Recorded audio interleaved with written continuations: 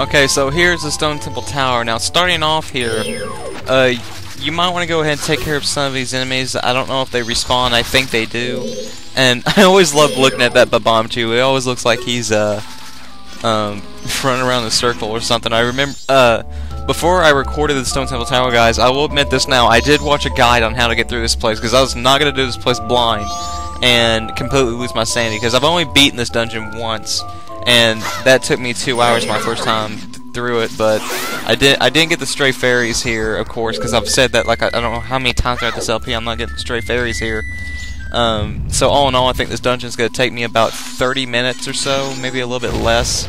It really depends. But in this room right here, you want to just go ahead and use your shield to get rid of these Babamchus, because trust me, they're annoying. And then after that, you're going to want to come right here and use the bomb mask if you don't have any bombs, and blow up this to get a box that you need to set on one of the platforms over there in order to open the door. And also, this part is commentary as well, just in case you guys may think that it's not, it is.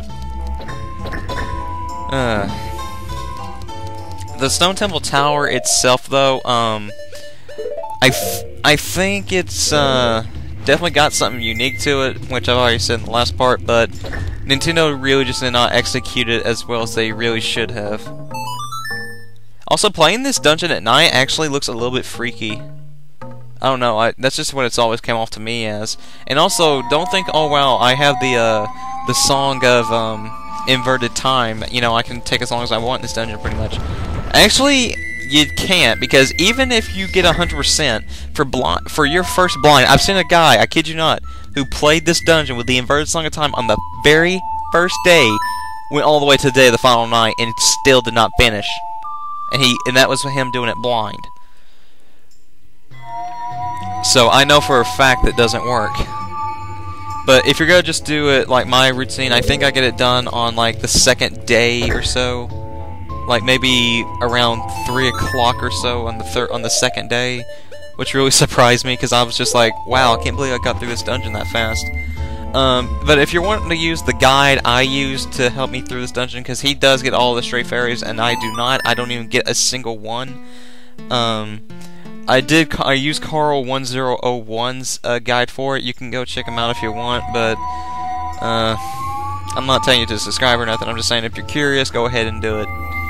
That's how I have all my subscribers. Like, if they want to go do something, by all means, they can do it, but I ain't gonna tell them about the repercussions or, like, consequences that come from that. It's not my problem.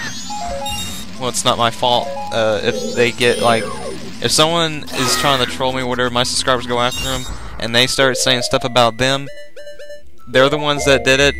I'm not. I'm not saying that same on the skin, and I can't help but laugh when Link was standing on top of that right there, when the ground was underneath him. Now, I will give Nintendo Capri Sun props to this. He managed to kill the 2 Armos Knights back here that you have to kill with a Babamchu, and it was the I actually did manage to do that myself, my first playthrough of this game. So here you want to go ahead and get your Goron mask out and just come onto the lava and go ahead and kill all these Armos Knights. By the way, that Chatu milk, it basically makes it to where you have infinite magic for all the 3 days that you play the game. So definitely a very useful item to use during the final boss, even in this dungeon, because you use magic like crazy. This is probably the most magic in a Zelda game I've ever seen you use. In this Zelda game alone, I think it's the most magic you ever use. And then the treasure chest will appear with our first small key. There are 4 small keys all in all in this entire dungeon. And I'll turn around here to get the dungeon map.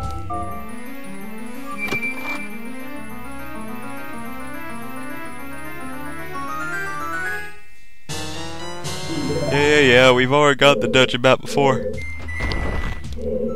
Sorry, I don't mean to yawn. Okay, so after that, you just want to open up the chest and get the first small key.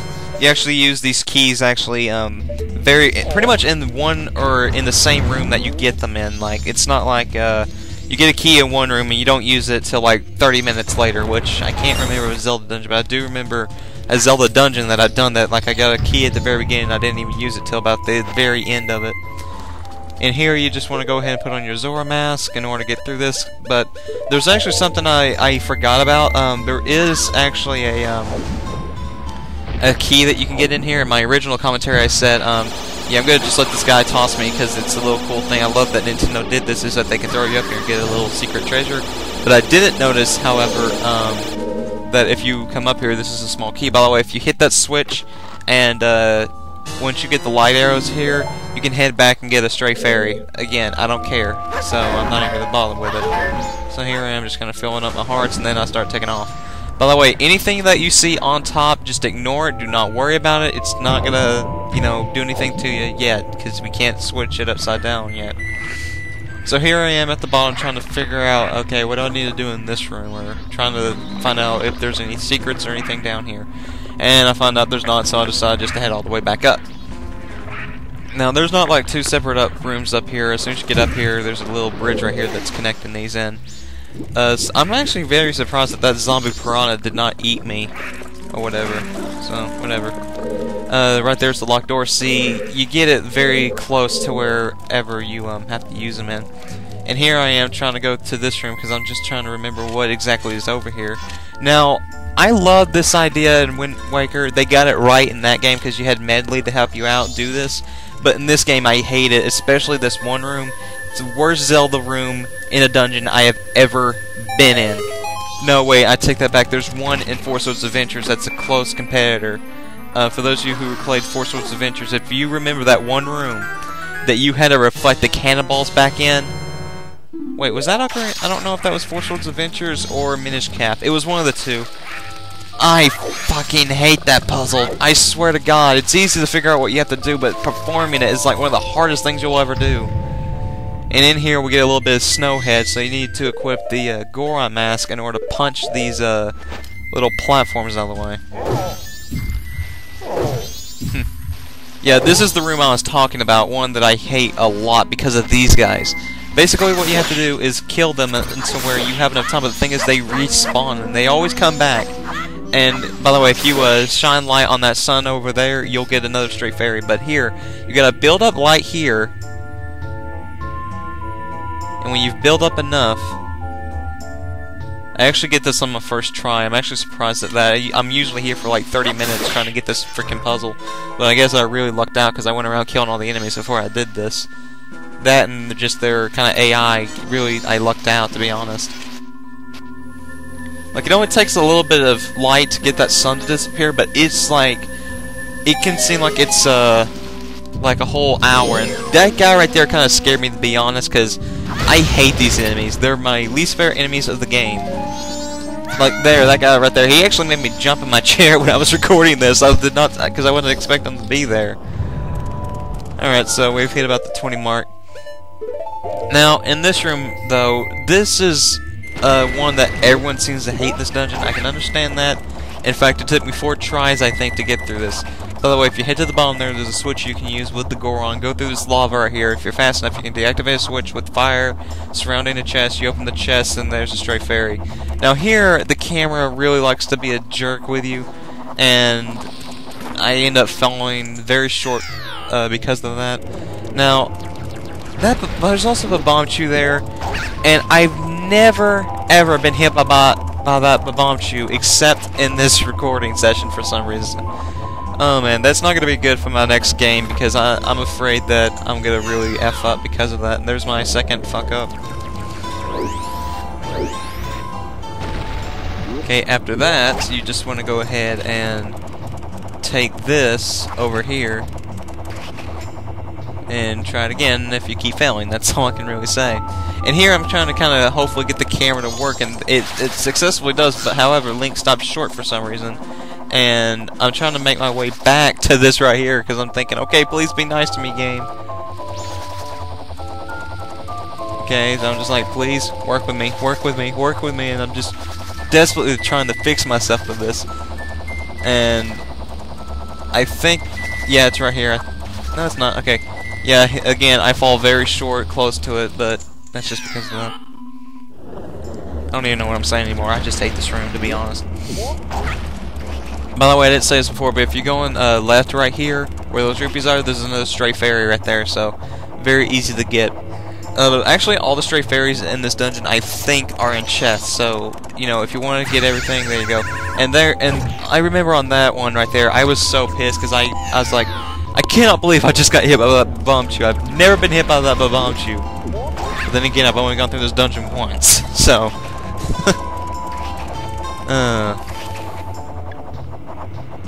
So I was just like, cut, and then I didn't realize I'd be able to get it on my next try after that. And I mean, I make this look like I was so good at that when I really just incredibly lucked out with that.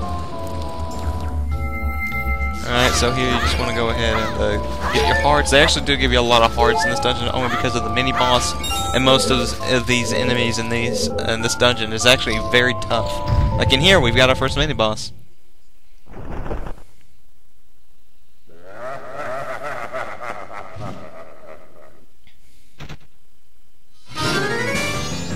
And this guy is a Garo. He is actually very, very challenging.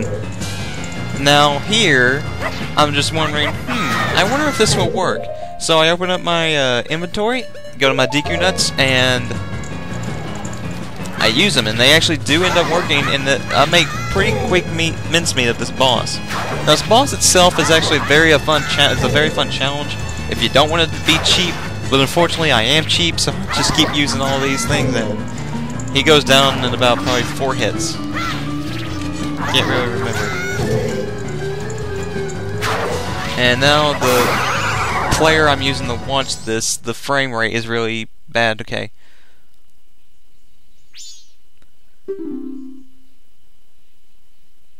Sorry, I'm not reading this. It's a little too late.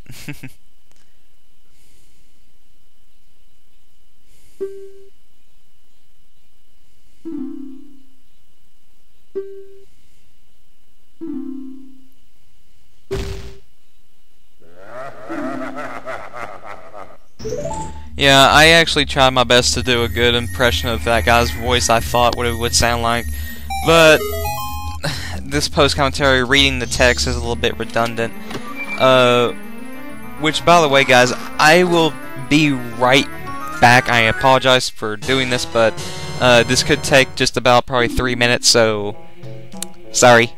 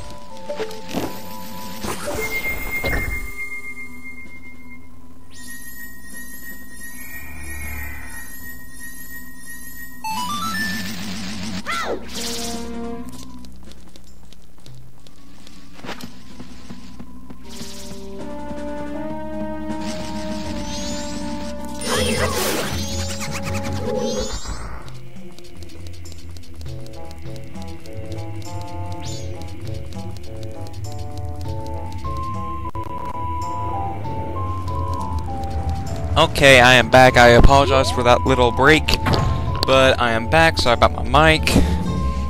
And, okay, so now I'm just playing the Elegy of Emptiness to set up this so that way I can make the temple go upside down.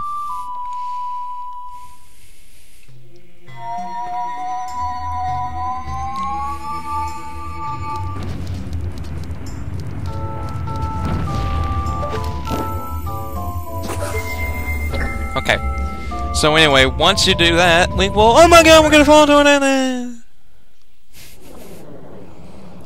I actually remember my very first time playing through this game. When I told my friends I was actually here at the Stone Temple Tower, he asked me to record the entire thing blind and see if I could... and see how long it took me to beat it and upload it.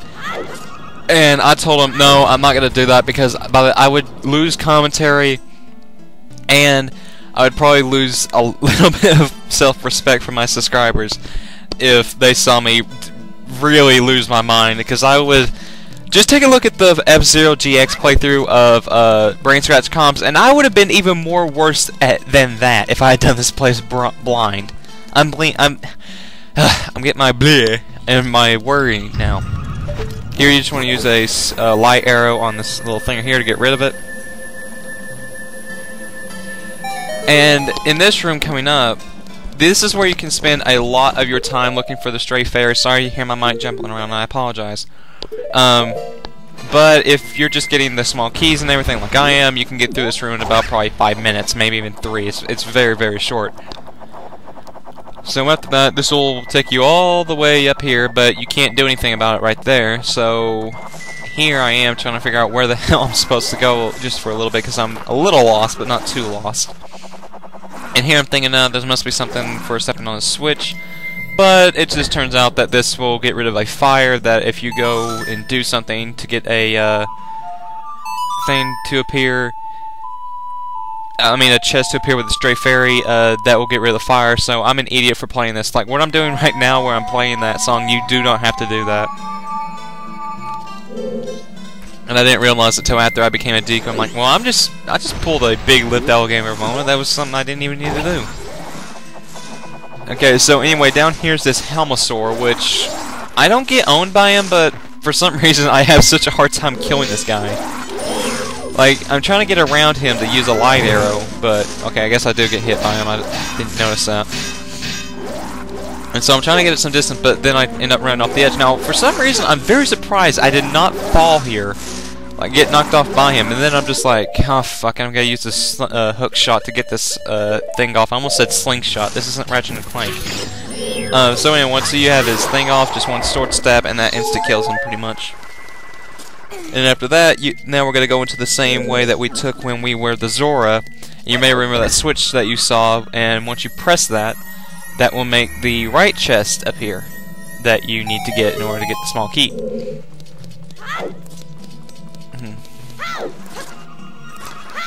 Hey. Okay, I'm about halfway done. And you get your third small key, I believe. I don't know, I wasn't in here for like 3 minutes, so I don't remember what went on. Okay, so now, just put on the Deku mask and fall down here, and he'll automatically pull out the Deku flowers, and you can just float on up. Now here, I do have a little fuck up. I accidentally fall to, well, almost to my death. I don't know where I landed. I just jump off again and just go right back into it and just float right back on up. Yeah, so that was just a little failure on my part right there. But anyway, just get back to where you need to go and go ahead and open the door. And this, oh yeah, this room right here is very easy to go through. All you have to do is shoot a light arrow at this. Okay. After that, Link will fall down, and now you just need to head through the lava.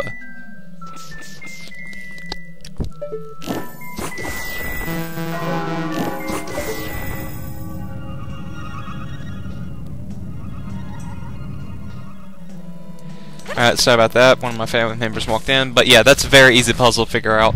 Now, this is possibly one of my favorite puzzles in the game. And it's something so simplistic, but I just love this idea. I can't bring myself to hate it.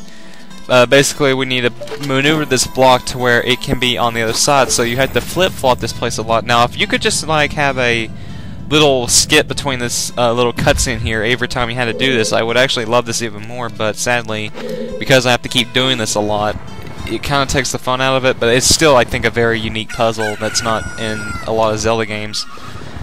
Then again, with every new Zelda game, every Zelda dungeon, for the most part, is usually a lot more different. Well, Twilight Princess vs. Ocarina of Time, in terms of water dungeon, they're about the same, to be honest. Personally, Lake Bed Temple I find a lot more forgiving at some ends, but at the same time I understand why people would not like it, because I do not like it that much either, but whatever. In my personal opinion, I think Minish Cap has the best Zelda design dungeons. Just in my personal opinion, I think definitely Minish Cap wins in terms of Zelda dungeons. And here I'm like, okay, it's got it all set up, so let's go ahead and move this again. Actually, speaking of that, I did not bring this up when I was fighting the Garo. I apologize for this. But Majora's Mask definitely has the best in terms of, like, I think, right difficulty for every mini-boss. Like, at that point in the game, like, that has leveled up as you are. That's what the boss difficulty should be. I think it fits so well for this game, and even through memorization, they can actually still be pretty hard. I mean, Waft, I think that's his name, the eyeball dude from the Great Bay Temple. We had the Wizrobe is piss easy, so he doesn't get any merits. The Frog is again pathetically easy, so he doesn't get any. The next mini boss is actually very hard. If you do not have double defense, he will kill you very, very fast. And I'm an idiot here. You do not need to do this. You can actually step on the crate and then jump over, but I was an idiot and didn't realize that. Because here I am just climbing this normally, and then I activate it, but you can just climb on the crate, then jump onto this. So that was just a waste of arrows right there. Do not do what I did, okay? So in here we have another Wizrobe fight, which this one should be totally optional in my honest opinion, because the only thing you get for is the Stray Fairy, which I don't care for, so it's just like one of those things like I don't care. And I actually did bring this up also, that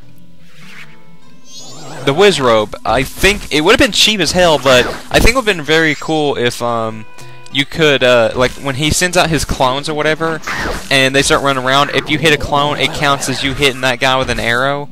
And, I mean, that would be annoying, but, I mean, hey, I think that would be personally pretty good. Yeah, but it's the same mini-boss that we fought before, like, 3 times already. Also, I'll take back what I said about next mini-boss. It's, I call him Death Reaper. I want to call him Death Sight, but he's not from Soul Eater, so he can't do that. And I also found it pretty funny that it's still playing the the dungeon music when I'm fighting this guy. It's not even giving him a boss theme anymore. I guess it just realized how pathetic he is.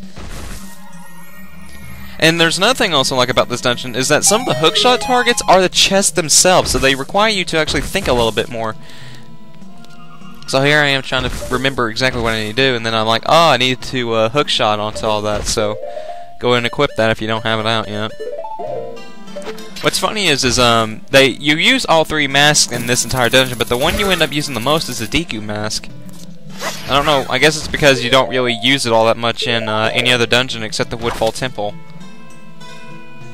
Because, I mean, for Snowhead you use the Goron pretty much the entire time, same thing for Great Bay, but you never really use the Deku all that much.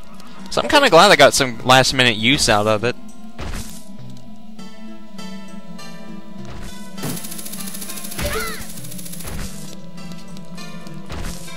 Alright, so here you just want to head down here.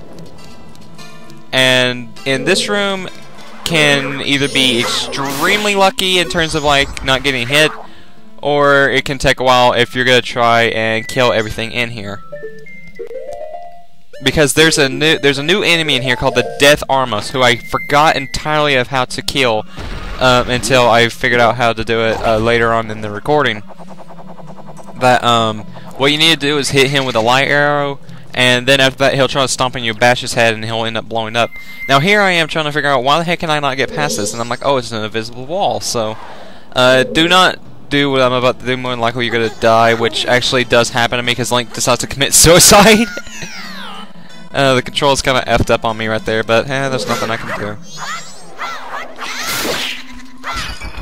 Thank God Poes only take one hit from your sword to kill.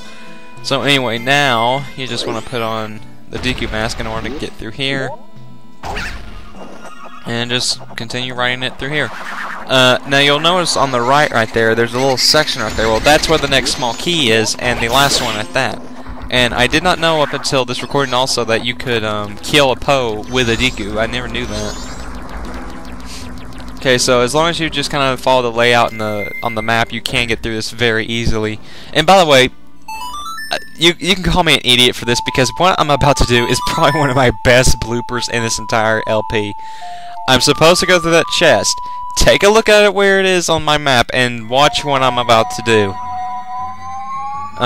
I cannot believe I did this. I walked straight past it and then go the wrong way. Oh my god, I feel like such an idiot for doing that. And here I am trying to get up here, but the guy knocks me off, so this is where I'm like, okay, I gotta figure out how to kill this guy. So then I equip the light arrows, and I'm thinking, okay, this has to do something, because I remember killing these guys, but I couldn't remember how to do it. You shoot them, they'll try to stomp on you with their head.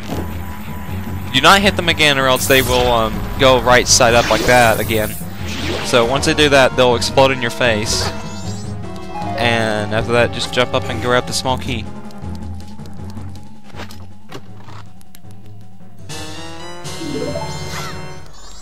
Okay, once that's over, you just want to make your way back to the entrance right there. North Coast. Okay. So anyway, here I am trying to pretty much get rid of these guys over here, just because I find them pretty darn annoying. And up there, there's the enemy that I fought earlier.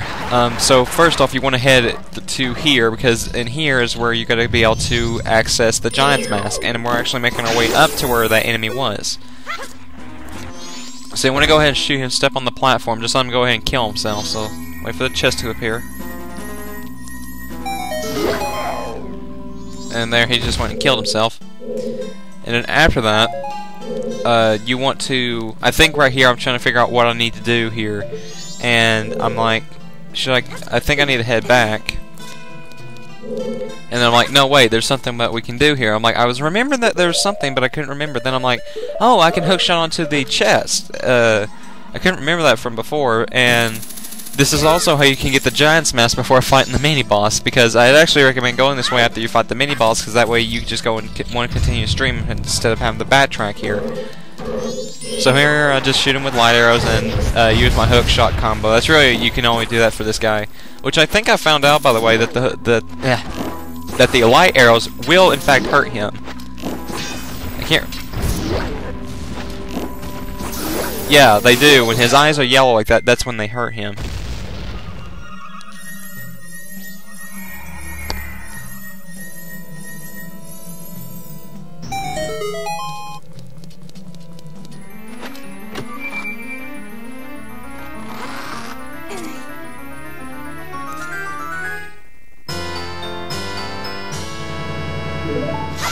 Yeah, so now we have the Giant's Mask.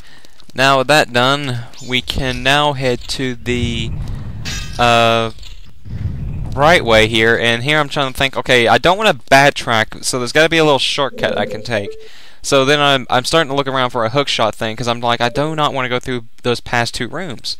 So here I find that there's the chest earlier from a small key from I don't know when, but whatever. You can hookshot onto it, and you can drop down, and you'll be at the door you need to enter in order to go take on the mini-boss, I think. I don't remember for sure. No, it's after this. So first we gotta walk through this, And by the way, I think that I can't fight the boss at the beginning of this. That's why I don't fight him. But you only need the light arrows for this entire fight. That's it. And even though this is a Nintendo 64 game, when I first saw this guy, he kind of scared the shit out of me. But I will say this now, this is by far the hardest mini-boss in a Zelda game I have ever faced to this day. Because even with this health, like my double defense, he takes off one complete heart. I mean, even you can't cheat your way through this, even with all your upgrades. This is still a pretty hard boss fight. So here I am trying to wait for my jinx to wear off, so I'm just running around in a circle for like 4 minutes like an idiot. And here he's sending off his key, so I'm like, well, what's he doing? Because I don't remember him doing this. So here I am just running around again. Okay, there we go. Now this is where I can start to attack him. So I put up my shield real quick so that way I can defend myself. And here I am trying to get the spin attack to go, but I'm having some hard times doing that, so there we go. You can kill his keys to get some items if you need it. After that, you just use light arrows on him continuously. Now here I'm thinking, okay, I need to attack his little weak spot right there, so I'm like, oh, why isn't that working? I use light arrows, it does. And this is the entire rest of the boss fight. Once you get his pattern figured out, he's actually very easy, but in terms of dealing damage, oh my god, he kills you so incredibly fast. But like the first time you fight this guy, you're not gonna know how to attack him, so that's why I call him like the hardest one. But once you do figure it out, he's actually very, very easy.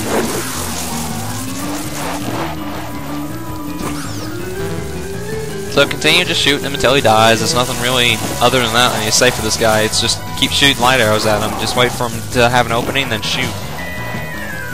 Which I also figured out that he can kind of cancel out the light arrows. Which now he's dead.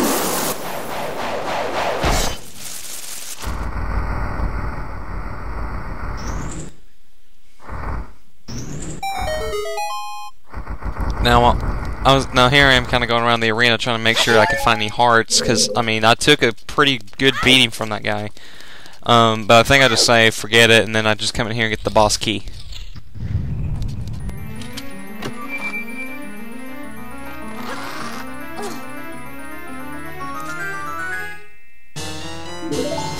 And there we go. Now we can go take on the boss himself, Twin Mold.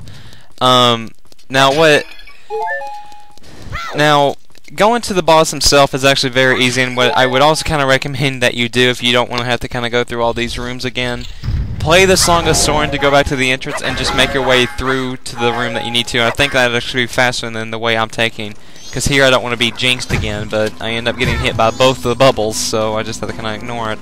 But at the same time, I'm not using my sword until I pretty much reach the boss himself, so it's not really going to matter. Well, no, this is a faster path. If you played the Song of Soren, I am sorry. It's better to take this route. So here I am trying to figure out, okay, I need to make these mines here go up in flames pretty much. And I missed terribly. Okay, once that's taken care of, you want to put on the DQ mask, which I found out also that if you have another mask on, Link will still continue to glow blue. I guess that's because Nintendo players would try to put on the mask, take it off immediately, and there you go, you're not jinxed anymore. So I guess that's why they keep it like that. Because when you're jinxed, you can't use your sword for some odd reason. In Wind Waker, when you were cursed or whatever, you could still move around, but you couldn't use any of your items. In this game, you can still use your items, so you can still be a threat to your enemy. So it's not it really matters. All right, so there's the enemy again, and I have to, of course, kill him again. I don't know why yeah, because here I'm thinking, okay, I can just totally ignore this guy, but nope. So I'm just like, okay, well, let's do this. I shoot him once, and then I jump over. I'll let him kill himself. Put up your shield, because he does explode. Just to be wary of that. Which, by the way, something I've been hearing in Skyward Sword that they're going to do, this is just a rumor I've heard. I don't know if this is true or not. But in all of the 3D Zelda games with your shield, you can pretty much leave that thing up as much as you want and not worry about, taking damage. In Skyward Sword, I think they're going to have a shield meter to show how much of the shield you can use to defend yourself. And after a certain point, you got to put it down and let it, kind of go down in terms of how much wear it can take. Because I honestly think that's a good idea, because, at least then, the bosses and enemies will actually have a fighting chance.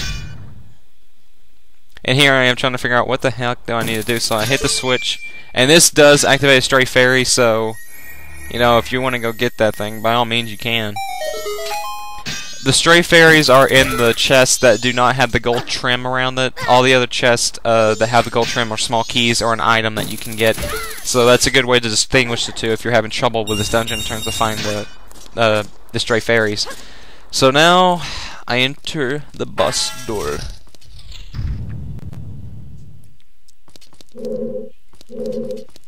And my video is playing at like, I don't know how many frames a second. Not even 1 frame a second. It's still trying to load this. Alright, there we go. Now I'm back to it.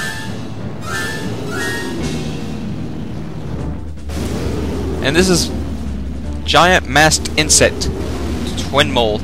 Now I will say, however, this boss is actually pathetically easy, especially if you have the Chow 2 milk, and no, there's no worry at all. Really, the only thing you need to worry about is stepping outside the boundary line on this guy, because if you do, you will have to restart the boss fight, and this boss fight can kind of take a while just because you have to go around finding the enemies and stuff like that. But other than that, it's very easy and stuff, and I don't really take that many hits from this guy. Because if you spam spin attacks a lot, then more likely you are going to get him.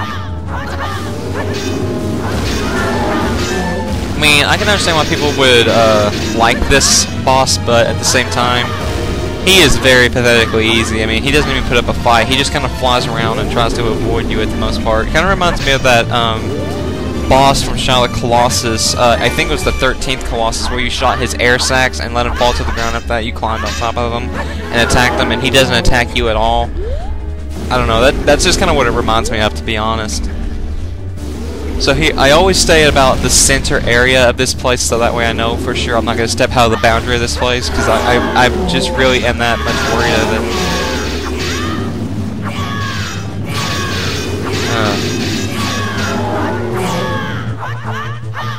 You know, I don't really have anything else really to say for this entire part. I mean, this is just it, really. It's just me hacking and slashing at these guys for the rest of this part, really. So I think I'm gonna just end my commentary here, and then whenever I beat this boss and, you know, I warp out of here, in the next part we'll be taking on the stories from Grandma to get a heart piece, and after that we are going to no, that's pretty much all that's gonna happen next part. So anyway, I'll see you guys in the next part when we go see Grandma.